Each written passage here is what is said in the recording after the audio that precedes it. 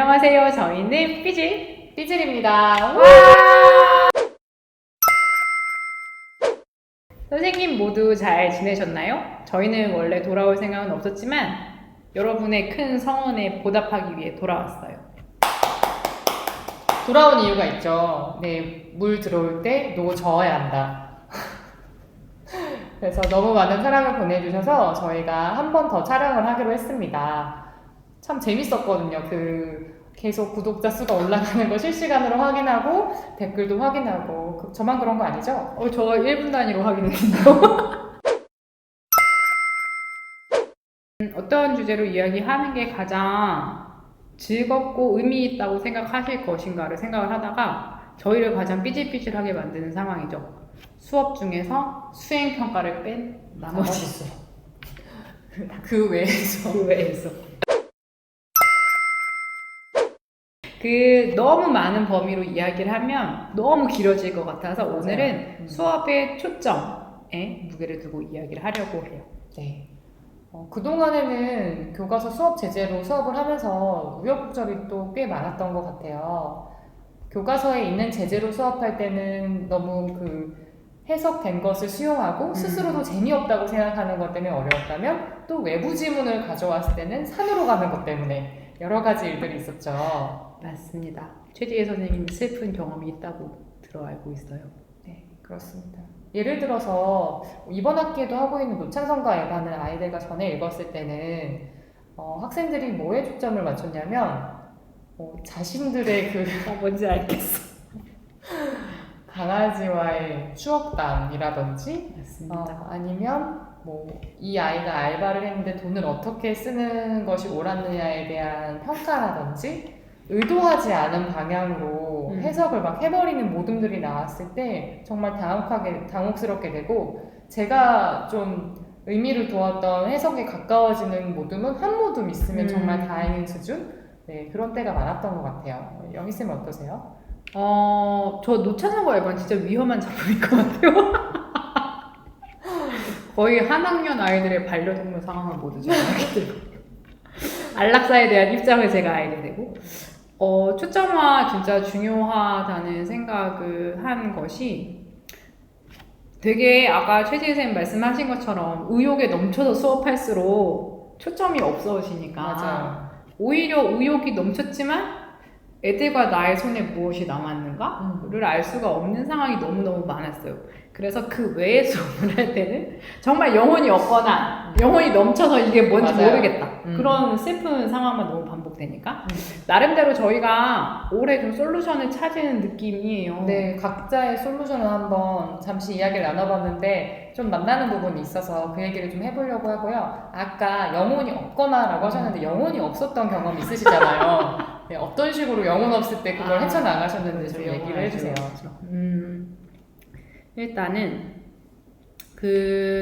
초점화 먼저 이야기를 하고 싶은데요. 저 같은 경우에는 올해 애들하고 저는 지금 본격 문학 수업을 하고 있어요. 최지혜 선생님 무슨 수업 하시죠? 저는 현대문학 감상이라고 하는 예술교과 선택 과목을 맡아서 하고 있습니다. 네. 자아 실현 중이시겠군요. 네, 아주 날개를 달고 열심히 자아 실현하고 있죠. 부럽지만 날개를 달면 아주 산으로 갈 수 있다는 네, 걸 맞아요. 알기 때문에 스스로를 많이 경계하시군요. 네, 맞습니다. 네. 그만합니다. 서로 약간 좋음과 나쁨, 장단이 모두 섞여 있는 교과를 하고 있는데 올해 저의 목표는 지금 여태 수업한 제재는 지난주에 구운몽 끝냈고 이번 주에 이제 원미동 사람들 끝냈거든요. 그리고 그 전에는 관동대국 했었죠. 그러니까 저희가 익히 생각하는 그 문학 수업 흐름인데 그럴수록 더 좀 초점을 지어야겠다는 생각을 했어요. 산으로 가는 것도 초점을 지어야 하지만 납작한 것도 초점을 지어야 극복을 할 수가 있으니까 작품 하나하나에 좀 초점 짓는 생각을 하고 있는데요. 예를 들면 지금 최근에 제가 구운몽 수업했는데 선생님 김만중 페미니스트 설이라고 아십니까? 처음 들어봐요. 그럴 줄 알고 네. 했어요. 돋보이고 싶어서.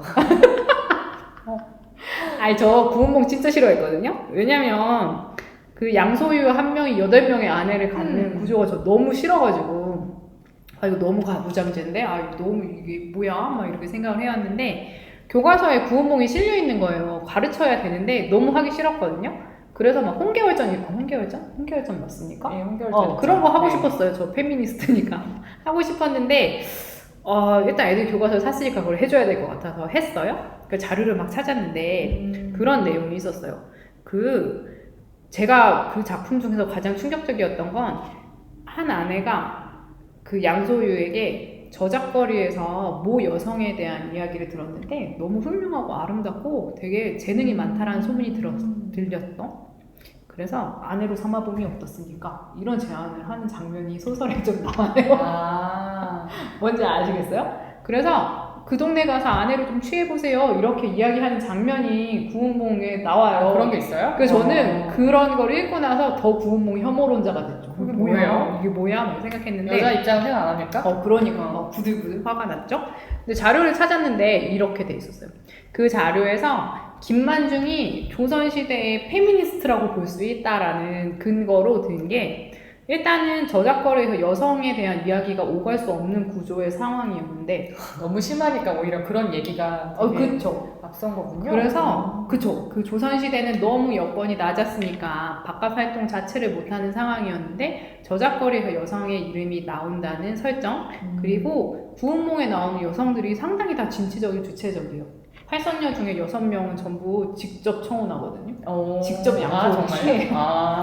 양소 직접 취하고, 심지어 한 여성은 그 아버지의 말을 따르는 게 그때는 엄청 중요했잖아요. 아버지 말 듣지 않고, 아버지한테 묻지도 않고 그냥 청혼하거든요. 그런 식의 여성. 그러니까 저작거리에서 오가는 그 여성들의 칭찬도 그런 거예요. 재밌다. 그쵸. 막 효부다 이런 거 아니고, 수 잘 노는다 이런 거 아니고, 그 사람 되게 똑똑하고 재능이 많다는데, 그런 게 오갔대요. 그래서 그런 점을 봤다라는 게 되게 그 시기에는 놀랍다. 여성들의 소망을 담은 것이다. 라고 해석을 하고, 그리고 또 하나가 뭐였냐면, 여성들이 친구를 만들 수가 없는 구조였잖아요, 조선시대에. 그렇죠. 그냥 혼자 앉아 책 읽고 혼자 수 짓고 하는데, 양소유의 아내들이 이 사람 훌륭하다는 소문 들었는데 궁금해. 친구가 되고 싶어. 근데 그 상황에서 선택할 수 있는 게 아내를 만드는 것밖에 없었대. 그래서 친구를 만드는 방법으로, 수단으로 활용을 한 거다. 구운몽 아내는, 정말요? 구운몽에서는 그 양소유의 가족관계를 그릴 때 질투나 그런 게 없거든요. 보통 처첩 8명이라고 그렇죠. 하면 우리가 엄청난 떠올리는 관계가 있는데, 그런 전형적인 모습을 그리지 않아요. 그리고 서로를 형제, 자매로 칭하거든요. 그래서 벗이라고 칭해요. 그래서 이건 여성들이 새롭게 관계를 맺는 방식의 상상력이라고 해석을 한 걸 듣고, 와, 너무 멋지다라고 내가 생각을 했어요. 그래서 애들하고 수업할 때도 그런 식으로 새로운 상상력에 초점을 두고 이야기를 했거든요. 또 그런 새로운 상상력의 장면이 또 여러 화소에 있고, 꼭 여성 문제가 아니더라도. 그렇죠. 그래서 초점을 명확하게 두려고 하고, 우리가 문학작품을 읽는 이유는 무엇인가, 특히 고전문학을 읽는 이유는 무엇인가, 이거를 애들한테 생각하게 하는 게 올해 제 목표거든요. 저도 그거를 공부하는 게 목표예요. 저도 납득할 수 있게. 이전에 납득 못하고 가르쳤거든요. 조금 하고 있는 거, 납득 스스로 하고 있는 것 같아요. 그런 그 당시에 상상하지 못했던 걸 제시를 하는 누군가가 있었고, 그거를 몇천 년부터 누군가 꾸준히 해왔기 때문에 되게 느린 속도지만 세상은 발전해 나가고 있잖아요. 그래서 앞으로도 발전해 나갈 거라고 이제 우리는 기대할 수 있는 거. 좀 멋있죠? 너무 멋있는데요? 그런 수업을 요새 하고 있어요. 와, 정말 멋있다. 감사합니다. 어떻게 구운몽에서 거기까지 갔어요? 네. 정말 뛰어난 제 친구.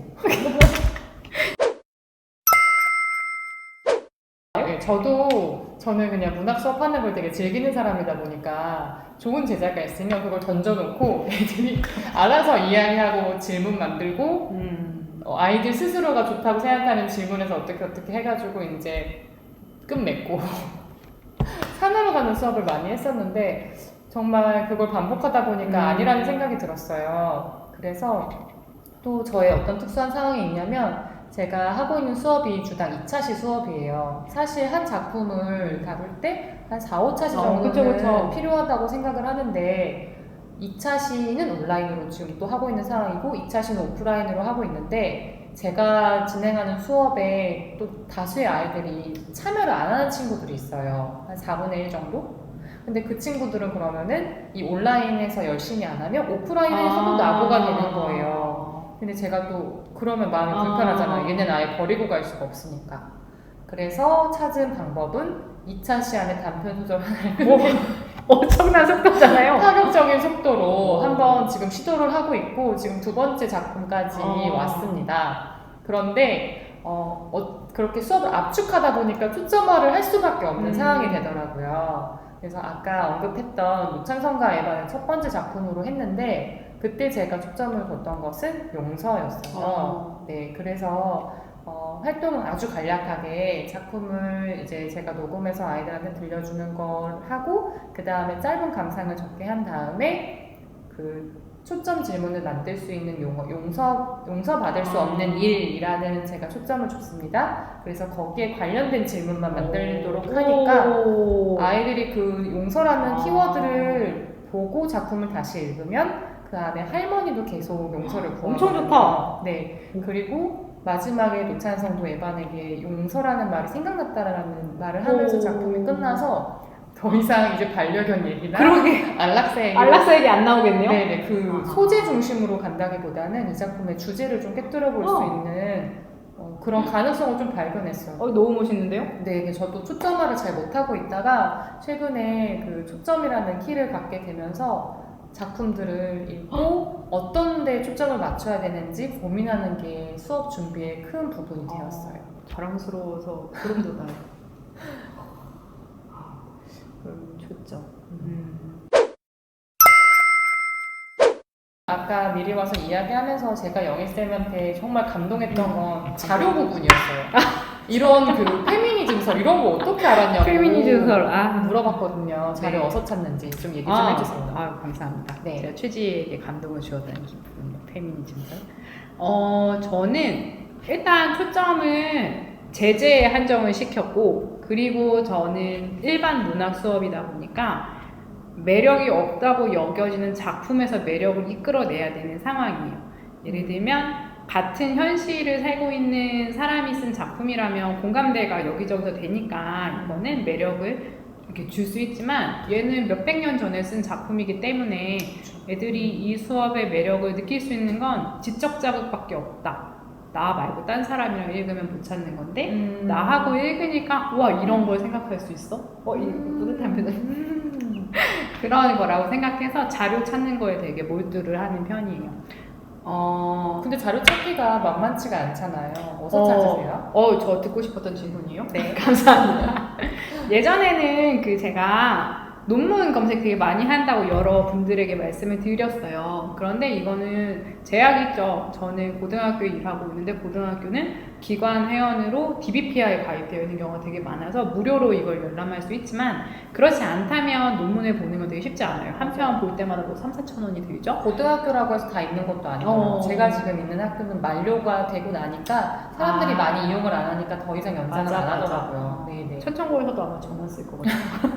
논문은 좀 한계가 있는데 개인이요. 네. 맞아요, 선생님. 그래서 일단 먼저 말씀드리고 싶은 건 논문을 저는 본다라고 말씀드렸지만 이건 학교에서 무료로 사용할 수 있게 오픈해뒀고 저는 비혼 여성이라 시간이 많고 그리고 제가 지금 교직 13년 차거든요. 일이 손에 익어서 되게 빨리 하고 뭔가 이렇게 빨리 뭘 찾는 습관 혹은 수업 준비하는 거 그리고 업무적인 면에서도 얘를 감당할 수 있을 정도로 여력을 낼 수 있는 손 빠르기가 됐어요. 그러니까 이건 제가 환경이 좋으니까 읽을 수 있는 거야 라는 생각을 요즘 하는데 얘를 배제하고 생각을 하자면 최근에 알게 된 엄청난 꿀팁은 뭐냐면 좀 손쉬운 방법이 이제 나오나요? 네. 선생님 이제 이거 들으시려면 친구 3명씩 데리고 와야 돼요. 구독자 3명씩 데리고 온 사람만 들을 수 있는 부분입니다. 아니면 꺼라. 눌러라. 자시동사. 지금 이거 구걸 방송인데 이렇게 앉아서. 자, 말해보시죠. 알겠습니다. 네. 다시 초심을 찾을게요. 선생님들 봐주셔서 감사해요. 감사합니다. 감사의 마음으로 빨리 이야기를 해보시죠. 마음으로? 네. 선생님, 돌베개랑 문학동네에서 고전문학 전집을 만드는데 그 뒤에 붙은 해제가 정말 훌륭해요.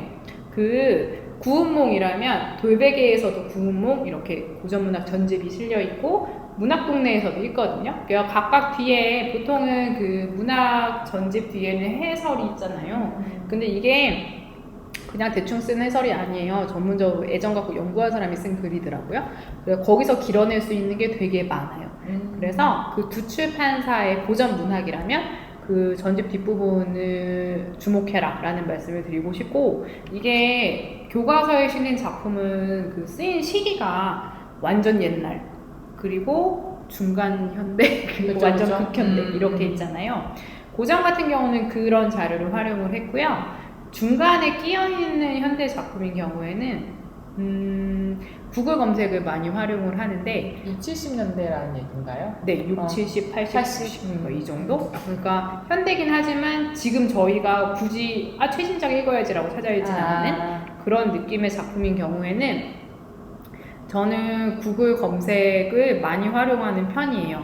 그런데 이거를 키워드를 아무거나 넣으면 안 되고, 만약에 원미동 사람들 수업을 한다 라면 기대반반. 양귀자, 평론가라는 키워드로 구글 검색에 넣으면 이게 평론가가 쓴 양귀자에 대한 분석글이 나와요. 이게 블로그 검색도 있고 기사 검색도 있는데, 가장 꿀 같은 팁은 뭐냐면 구글에서 검색을 하면 도서 본문 검색이 되는 게 있어요. 그런데 창작과 비평 그 개간지가 본문 검색이 열려 있더라고요. 그런데 문학 잡지에 실려있는 평론가의 글은 상당히 좋은 게 많습니다. 그래서 여러분께서 시간이 되신다면 저는 꾸준히 문학 잡지 보는 거 되게 권해드리는데, 저희는 대부분 시간은 안 되잖아요. 그러니까 구글 검색으로 찾으신 후에, 그리고 GSM 아까 그 검색에 경험 있다고 말씀하셨죠? 네. 그 구글 검색으로 키워드를 넣으면 서적에 형광펜이 쳐져서 그 키워드 있는 부분이 나오고 스크롤이 상단 부분이 들어가서 쏠쏠하게 책을 빌리거나 하지 않아도, 요즘에 또 책 빌리는 것도 많이 어렵고 하니까 맞아. 활용하실 수 있을 것 같아요. 거의 그냥 그 챕터 다 보는 거예요. 그쵸. 이래도 되나 싶을 정도로 되게 오픈을 많이 해놨기 때문에 그렇게 검색해서 보시는 거 권해드리고요. 그리고 완전히 극현대 작품인 경우에는, 그러니까 저는 극현대 작품을 수업할 때는 저에 대해서 신뢰성을 못 찾겠어가지고 나의 해석이 맞나? 이런 생각이 들어서 다른 사람이 쓴 거를 자꾸 찾아 읽는 편인데, 예전 작품인 경우에는 그런 게 누적되어 있는 자료가 많으니까 괜찮은데, 정말 뭐 1, 2년 사이에 나온 거? 이런 거는 자료가 별로 없어요. 그렇다고 아무 블로거 글이나 긁어가지고 안내를 해줄 수 없으니까. 채널 예스가 채널 예스. 채널 예스가 대박입니다. 제가 뭐 인터뷰가 많다고. 네. 거기서 작가 인터뷰가 되게 많이 나오고, 그리고 글 잘 쓰는, 그러니까 그 사람들이 잘 읽히는, 그러니까 가독성이 좋은 작가들의 뭐 에세이나 평론가의 그런 글 같은 게 쓰여 있는데, 그 안에 작품에 대한 해설이 쓰여 있는 경우가 많아요. 그래서 저는 채널 예스도 되게 많이 활용을 하거든요. 그래서 이전에는 부채 때문에 알라딘 이용했는데 갈아타셨더라고요. 역시 컨텐츠의 힘은 위대하다. 컨텐츠는 사람을 부른다. 난세에서 영웅이 아니, 저는 알라딘에서 그 되게 엄청난 사업을 뿌릴 때 예스이시전 망했네 뭐 이런 생각했거든요. 남의 걱정하는 것만큼 부질없는 건 없지만 그 기업 걱정하는 것만큼 어떻게 하지라고 했는데, 컨텐츠로 돌파했어요. 요약하자면 그렇게 진행을 하고 있습니다. 그렇게 돌리면 그냥 앉은 자리에서 컴퓨터로 할 수 있는 것들이랑 엄청난 시간과 품을 요하진 않거든요. 그래서 선생님들께 권해드려요. 최지우 선생님이 정말 좋습니다. 도움된다고 하시니까. 네, 정말 꿀팁이었습니다. 저 채널 S를 본 적은 없거든요. 팟캐스트만 즐겨 들었는데 한번 봐야겠다는 생각이 드네요. 예스24에서 협찬 들어왔으면 좋겠네요. 우리가 지금 계속 초점화에 대한 이야기를 하고 있는데, 초점화를 한다는 거는 어떤 지향점이 있기 때문인 거라고 생각이 들어요. 영희쌤은 문학 수업을 통해서 그럼 어떤 지향을 알아보시나요? 네. 엄청 오묘하고 멋있는 질문이네요. 깊은 질문을 드렸습니다. 저 깊은 질문 좋아합니다. 역시 제 취향이시네요. 네. 저도 좋아하거든요. 진지한 얘기 안 받아주거든요. 우리끼리만 하는 거죠. 저는 문학 수업의 지향을, 저는 얘네가 자꾸 실패하고 좌절할 세대라고 생각하거든요. 그래서 전에는 문학 수업 목표를 이렇게 생각했어요. 모든 좋은 소설 그리고 문학은 소외된 사람, 슬퍼하는 사람을 지향하니까 얘들아 우리 그런 쪽에 관심 가져야 돼. 그런 거 우리가 생각해야 돼. 그래야 세상이 좋아져 라고 이야기해왔는데, 문득 올해 되게 많은 생각을 했어요. 많은 생각을 했는데 올해 든 생각이 그게 내가 그 사람들 대상화하고 있었던 거다라는 생각을 했어요. 왜냐면 시혜적인 관점을 갖게 하니까. 우리도 소외된 사람이고 우리도 약자라는 걸 깨닫는 것까지 가야 이게 맞는 거다, 그래야 연대를 하는 거다라는 게 올해의 생각인데요. 저는 애들이 아직은 인정하진 않겠지만 계속 실패할 거라고 생각해요. 왜냐면 일단 일자리 경쟁만 하더라도 AI랑 실이랑 해야 돼. 실이 막 나오는데 그 로봇과 해야 되고 고용 조건이 열악해질 거고, 그런 상황에서 자기를 스스로 증진시킬 수 있는 사람, 자기를 나락에서 스스로 건질 수 있는 사람이 됐으면 좋겠는데, 그게 문학의 힘이라고 생각하거든요. 꾸준한 독자를 만들고 싶어요. 애들을 책 읽는 사람을 만들고 싶은데, 그러면 문학이 얼마나 멋진 이야기를 하고 있는가를 자꾸 보여주고 제가 증명을 해야 되니까, 지금 제가 하고 있는 작업은 뭐냐면, 저희가 쉽게 부정적이라고 생각하는 상황들의 가치에 대해서 이야기하고 있어요. 이를테면 시라면 교과서에 실려있는 시는 저희가 느끼기에 되게 엄청 와! 막 이런 거 별로 없잖아요. 그래서 그 백석, 그러니까 다이 저희가 가르친 건 백석의 남신을 주유동 박시공방과 윤동주 시인의 별에는 밤이었는데, 다행히 되게 다 좋은 시긴 하죠. 근데 제가 가르치고 싶으냐, 내가 느끼는 매력을 느끼는데, 그게 전부 다 마무리에서 그 성장하는 화자의 모습이 나오는데 고통을 겪어야만 이게 가능하거든요. 그래서 그 관동별곡도 그래요. 그 도지사 발령이 나잖아요. 현대어 도지사 발령이 나는데 막 이렇게 막 유람을 해요. 유람을 하다가 자기가 자연에 있는 게 너무 좋으니까 혼란을 느끼잖아요. 그 도가랑 유가 사이에 혼란을 느끼다가 결국에 왕 사랑해요 하고 돌아가는데, 이 혼란의 상황을 넣는 것과 빼는 게 작품에서 어떤 의미인가, 이런 얘기 애들이랑 했거든요.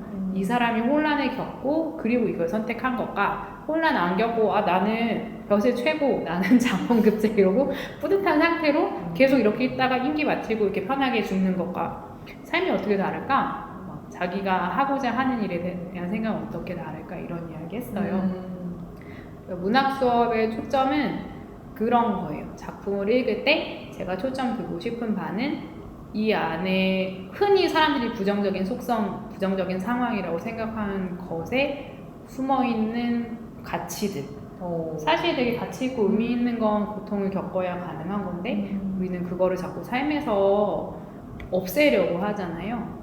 근데 얘네는 그걸 자꾸 맞이할 수밖에 없으니까. 정말 의미 있는 것 같아요. 네. 아무리 힘든 사람 이야기를 아이들에게 소개해도 그걸 자기 일이 아니라는 듯이 대상화하고 그렇게 끝나버리는 경우가 많은데, 쌤이 그렇게 알려주시면 애들 정말 단단해질 것 같아요. 기쁩니다.